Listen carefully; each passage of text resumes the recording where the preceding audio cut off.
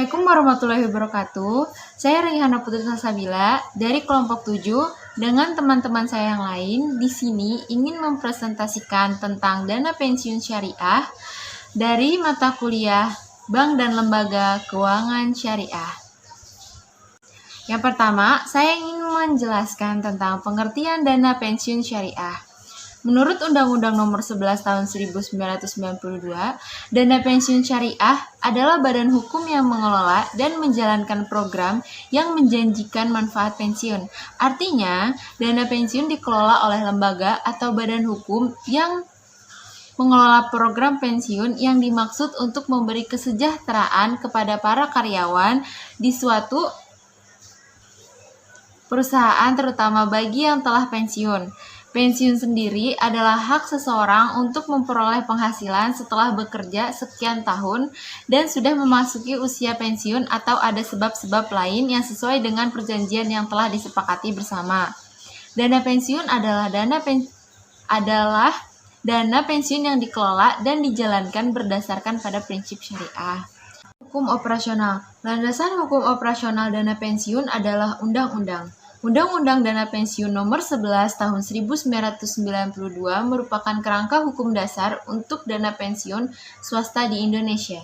Undang-undang ini didasarkan pada prinsip kebebasan untuk memberikan janji dan kewajiban untuk menepatinya, yaitu walaupun pembentukan program pensiun bersifat sukarela, hak penerima manfaat harus dijamin. Landasan hukum operasional dana pensiun syariah dalam konteks regulasi yaitu pada tahun 2013 yang lalu DSN MUI resmi menerbitkan fatwa tentang dana pensiun syariah nomor 88 tentang pedoman umum penyelenggaraan program pensiun berdasarkan prinsip syariah. Selanjutnya di sini ada tujuan dana pensiun. Tujuan dana pensiun dibagi menjadi 3. Yang pertama, bagi perusahaan, yang kedua, bagi peserta, dan yang ketiga, bagi penyelenggara dana. Nah, bagi perusahaan yang pertama itu kewajiban moral, di mana perusahaan mempunyai kewajiban moral untuk memberikan rasa aman kepada karyawan terhadap masa yang akan datang, karena tetap memiliki penghasilan pada saat mereka mencapai usia pensiun. Dan yang kedua, loyalitas. Karyawan diharapkan mempunyai loyalitas terhadap perusahaan serta meningkatkan motivasi karyawan dalam melaksanakan tugas sehari-hari. Yang ketiga, kompetisi pasar tenaga kerja, di mana perusahaan akan memiliki daya asing dalam usaha mendapatkan karyawan yang berkualitas dan profesional di pasar tenaga kerja. Lalu untuk bagi peserta dibagi menjadi 2. Pertama, rasa aman para peserta terhadap masa yang akan datang, karena tetap memiliki penghasilan pada saat mereka mencapai usia pensiun. Yang ketiga, penyelenggara dana dibagi menjadi 3. Mengelola dana pensiun untuk memperoleh keuntungan. Yang kedua, turut membantu dan mendukung program pemerintah. Lalu di sini ada asas dana pensiun. Berdasarkan Undang-Undang Nomor 11 Tahun 1992 tentang penyelenggaraan dana pensiun didasarkan pada asas-asas sebagai berikut. Yang pertama, asas keterpisahan kekayaan dana pensiun dari kekayaan badan hukum pendirinya. Yang kedua, asas penyelenggaraan dana dalam sistem pendanaan. Yang ketiga, asas pembinaan dan pengawasan. Yang keempat, asas penundaan manfaat. Yang kelima, asas kebebasan untuk membentuk atau tidak membentuk dana pensiun. Dan selanjutnya ada fungsi program dana pensiun. Pada dasarnya, program dana pensiun memiliki 3 fungsi. Yang pertama, asuransi, yaitu peserta yang meninggal dunia atau cacat sebelum mencapai usia pensiun dapat diberikan uang pertanggungan atas beban bersama dari dana pensiun. Yang kedua, tabungan, yaitu himpunan iuran peserta dan iuran pemberi kerja merupakan tabungan untuk dan atas nama pesertanya sendiri. Iuran yang dibayarkan oleh karyawan dapat dilihat setiap bulan sebagai tabungan dari para pesertanya. Ketiga, pensiun yaitu seluruh himpunan iuran peserta dan iuran pemberi kerja serta hasil pengelolaannya akan dibayarkan dalam bentuk manfaat pensiun sejak bulan pertama sejak mencapai usia pensiun selama seumur hidup peserta dan janda atau duda peserta. Selanjutnya, presentasi ini akan dilanjutkan oleh Sakinah. Jenis dana pensiun menurut UU Nomor 11 Tahun 1992 tentang dana pensiun dapat digolongkan dalam 2 jenis. Pertama yaitu ada dana pensiun pemberi kerja atau DPPK. Dana pensiun pemberi kerja atau DPPK merupakan lembaga atau organisasi penyelenggara program pensiun manfaat pasti atau program pensiun iuran pasti yang dibentuk oleh perseorangan atau badan yang memperkerjakan karyawan atau selaku pendiri bagi kepentingan sebagian atau seluruh karyawan sebagai peserta dan menimbulkan kewajiban terhadap pemberi kerja. Pendiri DPPK haruslah pemberi kerja, baik untuk sebagian maupun seluruh karyawannya. Pemberi kerja yang mendirikan dana pensiun disebut sebagai pendiri. Kepesertaan dana pensiun tak hanya dari karyawannya sendiri, tetapi bisa juga untuk karyawan pemberi kerja lain. Pemberi kerja yang mengikutsertakan karyawannya pada dana pensiun yang didirikan oleh pemberi kerja lain disebut sebagai mitra pendiri. Dengan demikian, kepesertaan DPPK tak hanya karyawan dari lingkup internal pendiri saja, tetapi juga karyawan dari lingkup eksternal pemberi kerja lainnya. Yang kedua, ada dana pensiun lembaga keuangan atau DPLK. Dana pensiun lembaga keuangan atau DPLK adalah suatu badan atau lembaga penyelenggara program pensiun iuran pasti bagi masyarakat umum, baik perseorangan, karyawan, maupun pekerja mandiri yang didirikan oleh bank atau perusahaan asuransi jiwa. Keberadaan DPLK dapat memudahkan pemberi kerja dalam mengelola asetnya sendiri dengan mengikutsertakan karyawannya ke DPLK. Pemberi kerja dapat menghindari masalah cash flow perusahaan di kemudian hari. Sementara bagi karyawan, keuntungan mengikuti DPLK adalah memperoleh jaminan penghasilan di masa tua secara berkesinambungan. Program dana pensiun. Yang pertama yaitu ada program pensiun manfaat pasti atau PPMP, merupakan program pensiun yang menetapkan rumus tertentu atau manfaat yang akan diterima oleh peserta ketika sudah mencapai usia pensiun. Pada program pensiun ini, perusahaan dana pensiun umumnya akan mempertimbangkan masa kerja dan besaran gaji atau penghasilan karyawan. PPMP hanya dapat diselenggarakan oleh DPPK saja. Setiap DPPK bisa saja memiliki formula atau rumus yang berbeda untuk menetapkan iuran. Secara rumus yang ditetapkan untuk menghitung besaran iuran pada program ini adalah 2,5% dikali masa kerja dikali gaji pokok. Nilai persentase yang ditetapkan antara DPPK yang satu dengan yang lain bisa saja berlainan. Hal tersebut tentu akan mempengaruhi besaran iuran yang berbeda pula. Iuran yang dihasilkan dari estimasi rumus yang ditetapkan digunakan untuk merealisasikan manfaat pensiun sesuai hasil perhitungan aktuaris, sehingga wajar jika nilainya berfluktuasi. Secara nominal, umumnya iuran PPMP cenderung ringan sehingga lebih menarik karena tidak terlalu membebani karyawan, mengingat iuran ini tidak ditanggung seluruhnya oleh karyawan tetapi ditanggung juga oleh perusahaan pemberi kerja. Namun bagi perusahaan pemberi kerja sekaligus pendiri dana pensiun, PPMP dirasa cukup memberatkan. Selain berisiko pada timbulnya masalah aliran kas, perusahaan dana pensiun juga berisiko mengalami defisit, di mana iuran yang dibayarkan tidak sebanding atau lebih rendah dari manfaat berupa tunjangan yang diberikan setiap bulan kepada karyawan yang telah memasuki masa pensiun. Yang kedua yaitu program dana pensiun iuran pasti atau PPIP, merupakan program pensiun yang iurannya telah ditetapkan sesuai peraturan dana pensiun dengan manfaat berupa keseluruhan iuran beserta hasil pengembangan atau investasinya. Jenis program pensiun ini bisa dijalankan oleh DPPK dan juga DPLK. Dalam perkembangannya, PPIP dinilai lebih menguntungkan bagi perusahaan pemberi kerja karena tidak berkewajiban membayar manfaat pensiun di masa lalu jika terjadi perubahan kenaikan upah. Terkait dengan iuran, pembayaran bisa ditanggung oleh peserta sendiri, pemberi kerja, atau keduanya. Selain itu, segala risiko investasi ditanggung sendiri oleh peserta, di mana perusahaan pemberi kerja tidak berkewajiban untuk mengganti kerugian apabila investasi yang dipilih peserta merugi. Peserta dana pensiun syariah umumnya adalah: pertama, peserta merupakan perorangan atau badan usaha. Kedua, usia minimal 18 tahun atau telah menikah.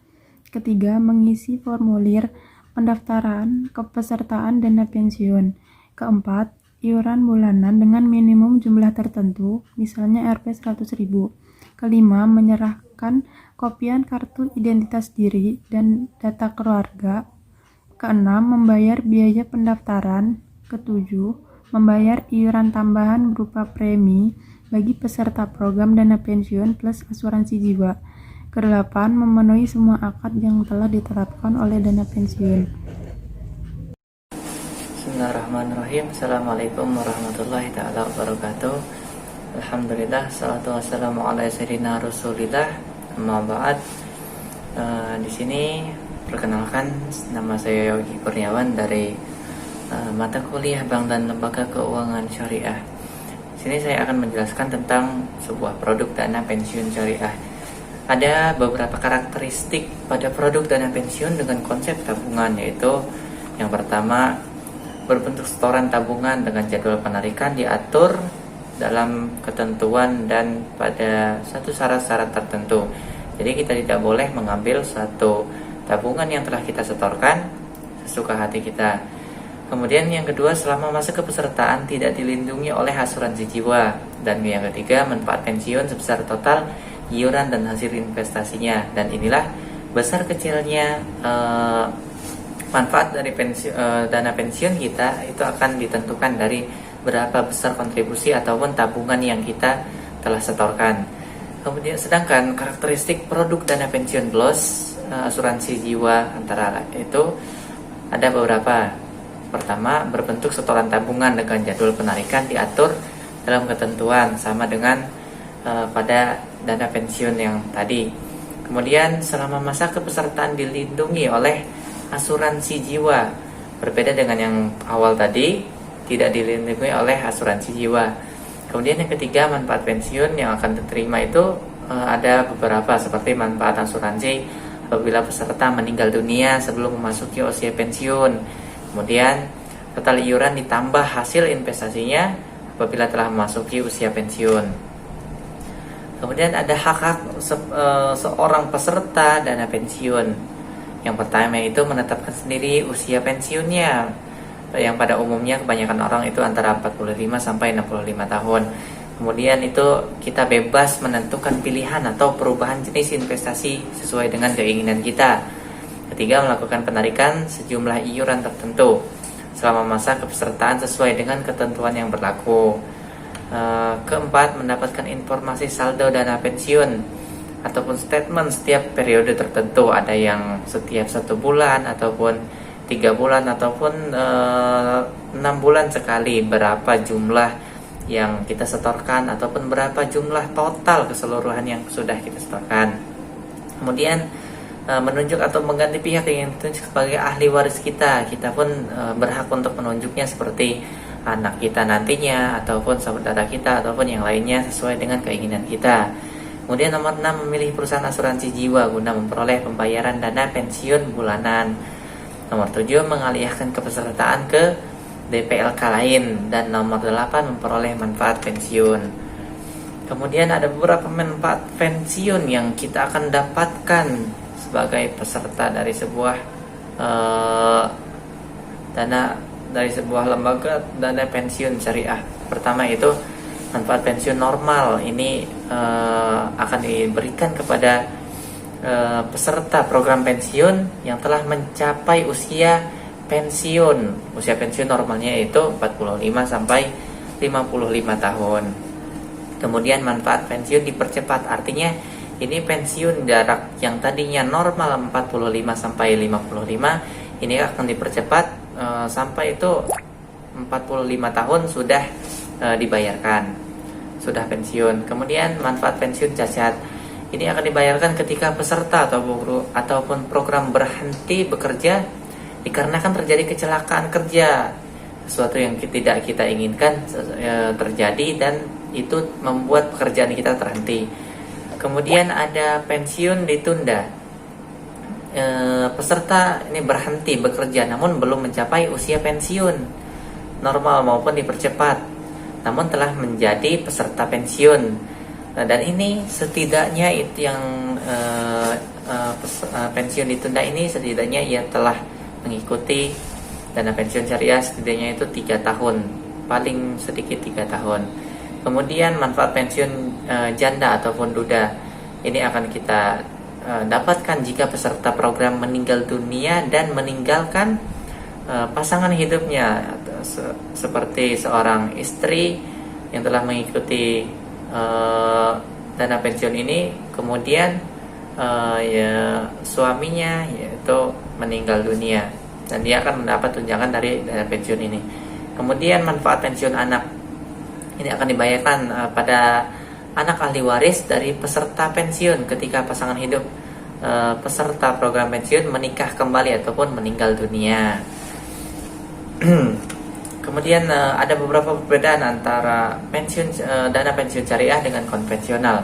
Beberapa perbedaannya yang kita lihat seperti pada penerimaan iuran dana konvensional, ini iuran sebagai komitmen ataupun kewajiban pemberi kerja kepada pekerja melalui pendanaan dana pensiun dan tidak dapat ditarik kembali iurannya. Berbeda dengan syariah, ini diberlakukan sebagai hibah ataupun akad hibah bisyirat dalam bahasa syariahnya, yaitu akad hibah muqayyadah. Kemudian di segi investasi, dana pensiun konvensional ini instrumen investasinya bebas, tidak dibedakan syariah ataupun tidak baik pasar uang ataupun pasar modal. Kalaupun di dalam syariah, ini instrumen investasinya hanya dalam lingkup syariah saja. Kemudian pada hasil investasi ataupun pengembangan dana pada dana pensiun konvensional ini dengan menggunakan bagi hasil berupa bunga ataupun hasil pengembangan. Kalau kita lihat di dalam dana pensiun syariah, ini bagi hasilnya hasil investasinya ini didapat dari bagi hasil ataupun profit sharing dalam bahasa syariahnya, itu mudharabah. Kemudian manfaat pensiun pada dana pensiun konvensional ini tergantung hasil investasi.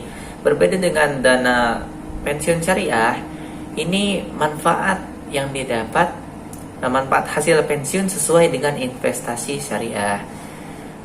Cukup sekian penjelasan dari saya, kurang lebihnya mohon maaf. Assalamualaikum warahmatullahi taala wabarakatuh. Assalamualaikum warahmatullahi wabarakatuh.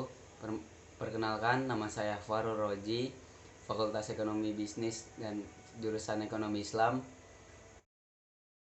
Selanjutnya yaitu ada konsep dana pensiun syariah.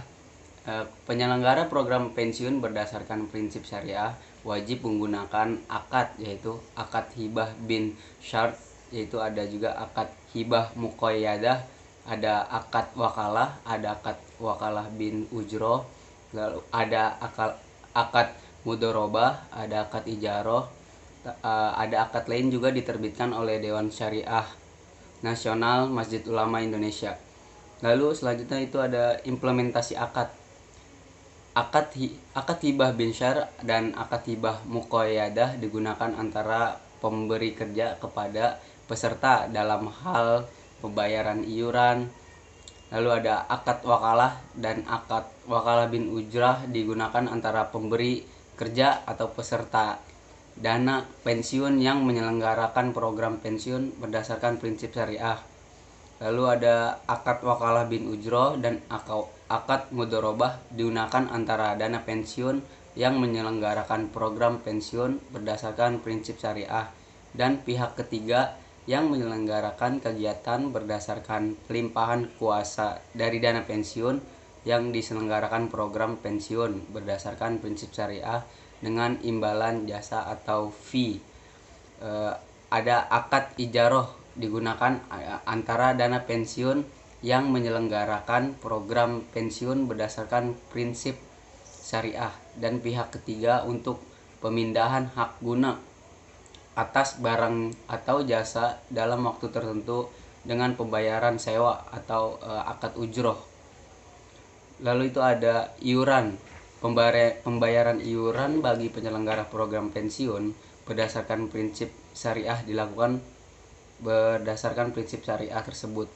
Iuran pemberi kerja dan iuran peserta yang belum disetor setelah melewati 2,5 bulan sejak jatuh tempo dinyatakan sebagai utang pemberi kerja dan dikenakan sanksi berupa denda yang dihitung sejak hari pertama dari bulan jatuh tempo penyetoran iuran.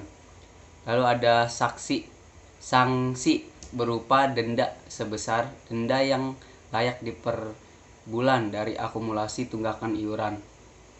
Lalu dana tazir yang tidak termasuk dalam aset dana pensiun dari wajib digunakan sebagai dana sosial. Lalu ada Dewan Pengawas Syariah. Dewan Pengawas Syariah merupakan bagian dari organisasi dana pensiun yang menyelenggarakan program pensiun berdasarkan prinsip syariah. Tugas dari Dewan Pengawas Syariah yang pertama itu mengawasi menyelenggarakan program pensiun berdasarkan prinsip syariah terhadap kesesuaian dengan prinsip syariah. Lalu memberikan nasihat terkait aspek syariah dari penyelenggaraan program pensiun berdasarkan prinsip syariah. Lalu membuat laporan yang paling sedikit memuat kepatuhan penyelenggaraan program pensiun berdasarkan prinsip syariah. Lalu pengelolaan kekayaan dana pensiun yang menyelenggarakan program pensiun wajib dikelola berdasarkan prinsip syariah. Investasi tidak mengandung unsur gharar, maisir, dan riba. Lalu kendala pengembangan dana pensiun syariah. Pengelolaan dana pensiun syariah yang baik memiliki potensi besar untuk pengembangan di Indonesia dengan beberapa alasan, yaitu 1. Masih sedikit sekali proporsi masyarakat yang mau mengikuti program dana pensiun, kecuali pegawai negeri yang secara otomatis untuk anggota Taspen dan Akses, pegawai swasta dan pegawai mandiri atau wira swasta yang jumlahnya sangat besar, sangat potensi untuk menjadi target pasar program dana pensiun tersebut. Dengan pengembangan lembaga keuangan dan bisnis syariah, tentunya SDM yang bekerja dalam institusi tersebut menjadi pasar khusus yang jelas bagi dana pensiun syariah. Rasa percaya, rasa memiliki, dan kesadaran masyarakat terhadap pentingnya industri keuangan dan bisnis syariah yang terus membaik akan menjadi modal dasar yang penting untuk memperbesar konsumen dan nasabah yang loyal, terutama bagi dana pensiun syariah. Strategi menghadapi kendala pengembangan dana pensiun syariah. Dana pensiun syariah bersinergi dengan program jaminan pensiun yang selenggarakan oleh BPJS Ketenagakerjaan dengan cara saling mengisi segmen sesuai bisnisnya. Dilakukan sosialisasi tentang dana pensiun syariah kepada para pemberi kerja untuk mendirikan dana pensiun. Regulator OJK memberikan kemudahan peraturan untuk dana pensiun syariah melakukan konversi dari dana pensiun konvensional menjadi dana pensiun syariah. Pemerintah menambah insentif bebas pajak bagi investasi dana pensiun syariah. Sekian presentasi dari kelompok kami, kurang lebihnya mohon maaf. Wabillahi taufiq walhidayah. Wassalamualaikum warahmatullahi wabarakatuh.